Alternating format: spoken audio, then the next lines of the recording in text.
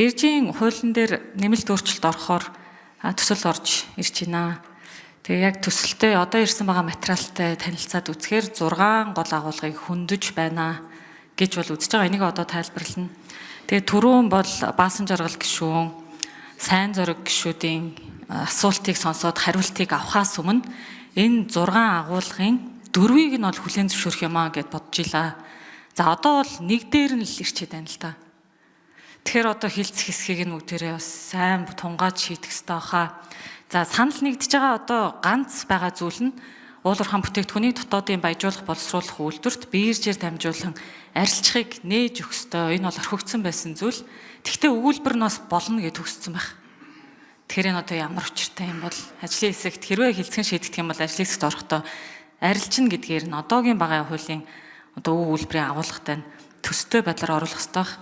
За хоёрдугаарт үнд нь болохоор бүтээгдэхүүний үнд зах зээлийн үнийн индексийн хөдөлгөөн хийнэ гэдэг. Чанар дээр бол Бат найрамдал гишүүний саналтай бол 100% санал нэг байгаа. Чанар бол нэлээд хэцүү зүйл.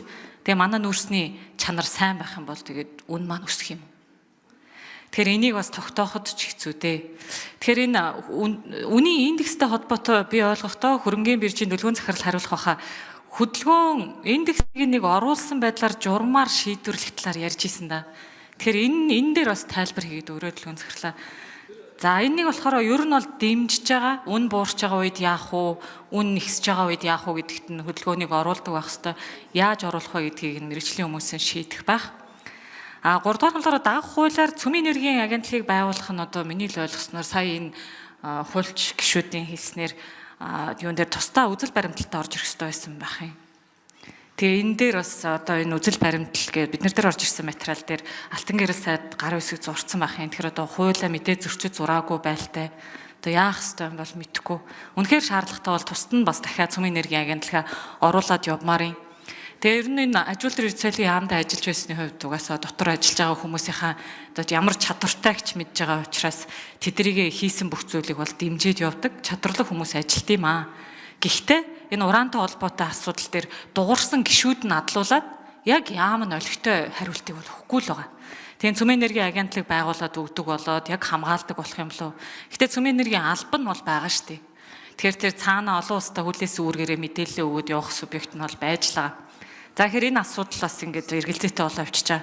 За 4-дээр болохоор төрийн өмчөд болон төрийн өмчийн оролцоотой хуулийн этгээд нь бүтээгдэхүүн солилцох гэрээ буюу том бүтээн байгуулалтаа дэмжээ гэж. Энэ болохоор одоогийн хууль дээр бол байгаа л заалт шүү дээ. Тэгээ стратегийн гэдэг үгийг нь л авж байгаа юм лээ. Тэгээ энэнийг бас эргэлзээд эхэллээ. За 5 дугаарх нь болохоор энэ биржийн арилжааны үнд ам нөхцөлийг иргэн сэргээхтэй холбоотой. Тэгээ энэ дээр би түрүүн гишүүдийн групп дээр ди парламентын линкийг оруулсан. Яг энэ 14.1 гэсэн заалт ди парламент дээр харагддаг тугаан сайдаа. Тэ ингээд даунлууд хийхээр харагдаад байдаг. Тэгэхээр чинь одоо хилцүүлэг яаралтай гэд хийгдэггүй.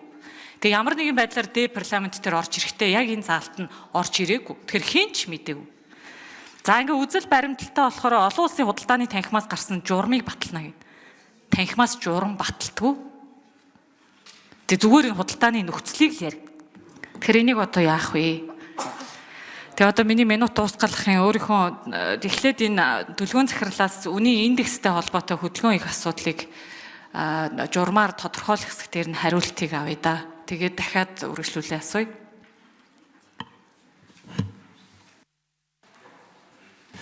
За ажлын хэсгийн 11-р микрофон өгье, хариулт өгье.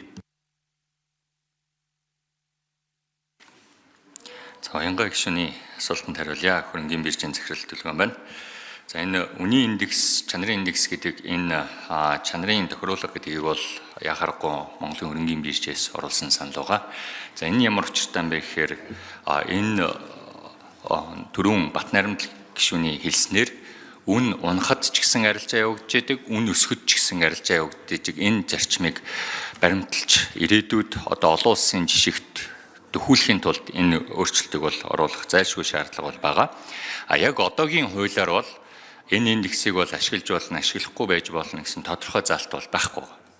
Тэгээд хөрөнгийн биржийн тузаар бол энэ үнийн индекстэй холбоотой энэ арилжааг идэвхжүүлэх талаас бол тодорхой журмуудад бол өөрчлөлт бол оруулсан. 3 сарын 19-ний өдөр ингээд өөрчлөлт оруулаад санхүүгийн зохицуулах хорогоор бол баталсан байгаа. Ингээд улмаар энэ өнөөдрийн арилжаанууд бол огцом өөрчлөгдөд явж байгаа. Тэгэхээр 3 сарын сүүлээр орсон энэ өөрчлөлтүүдээс улбаатаагаар өнгөрсөн 7 хоногт жишээлбэл 500 мянган тонны арилжаа бол явагдсан байгаа. Шинчилсэн журмаар гэсэн үг. Энэ 7 хоногт бид нэр дахиад 600-700 мянган тонны арилжааг явуулахаар ингээд ажиллаж байна.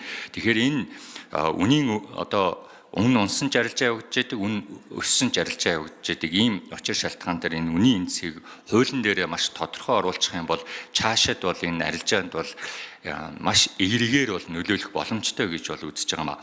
За чанарын хувьд бол тантай бас санал нэг байгаа. Юу вэ гэхээр чанар дээр бол бид нэр яг 100% гүйцэтгэл гаргаад явна гэдэг бол хүнд ажил гэдэгт бол итгэлтэй байна. Гэхдээ олон улсын биржээр бид нэр энэ бараа бүтээгдэхүүнээ ирээдүйд зарна гэдэг ийм зорилт тавьж байгаа бол энэ чанар дээр анхаарахгүй бол худалдан авагчдын дараачийн тавьж байгаа одоо гомдол саналын хамгийн их хувийг бол энэ чанар эзэлж байгаа. Тэгэхээр нэгэнт бид нар маргааш яг энэ чанараа өөрчлөөд эсвэл 5 сарын 1-ээс энэ чанар дээр бол 100% ийм огцом шийдэл гаргахгүйгээр харин хуулийн дээрээ бид нар тусгаад харин энэ чанарыг бол ингээд олон улсын биржийн түвшин стандартад хүрэхийн тулд 3-4 алхмын ийм өөрчлөлтүүдийг үе шаттайгаар хэрэгжүүлэх юм бол дараа жилийн өдийд гэхэд бол бид нар олон улсын биржээр зарах түвшинд чанар стандарт энэ лабораторийн энэ дамжлагуудыг бүгднийг нь хийж чадна гэдэгт би бол итгэлтэй байна. Тэгээд яагаад ингэж итгэлтэй байгаа вэ гэхээр Монголын хөрөнгийн бирж дээр өнгөрсөн 2 сарын хугацаанд бол ажиллаад тодорхой замын зургийг бол гаргасан. Чанар дээр бид нэр олон улсын лабораториудтай хэд хэдэн удаагийн уулзалт хийсэн, онлайн коллег бол бас хийсэн байгаа. Тэгээд замын зургийг гаргаад ингээд ажиллаад явж байна. За болдын уян гишүүн тодруулж асууя. За энэ хуулийн төслийн өөрчлөлтийн нөгөө 5 дахь агуулгыг нь сая дүлгэн захирлаас хариулт авлаа. Тэгэхээр нөгөө хуулинд заагдсан заагаагүйгээр хөрөнгийн бирж өөрсдөө дотоод журмаараа индексийг оруулаад ирээд амжилттай бол явж байгаа жишг бол ингээ гарч ирсэн байгаа. За 6 нь болохоор дотооддоо борлуулах журмыг яам өргөн барай засаг батлна гэдэг. Тэгээд энд заавал тэтгэл рүү нээгээд өгчөж байгаа юм чинь яам орж журам батлах нь бол илүү цохоо. Тэгэхээр энийг бас дэмжихгүй байх юм аа. Тэгээ яг зүгээр энэ биржийн тухай бол батлагдах болсон үндсэн шалтгаан нь бол энэ ам нөхцөлтэй холбоотойгоор маш олон сайхан залуусын нэр нь хугарсан учраас батлсан шүү дээ тухайн сайдаа. Тэгээ одоо бүгдээрээ дахиж олон сайхан залуусын нэрийг хуглах ийм зүйл рүү ухарч болохгүй хаа. 1.5 жил 2 жилч хүрээгүй хэрэгжиж явж байгаа хууль нэг голдрлоо орчиж ил ухарч болохгүй хаа. Тийм 6 агуулгын 5-ыг нь дэмжих байгаа учраас одоо хилцэх хэсгийг нь яалаач дэмжиж чадахгүй байна.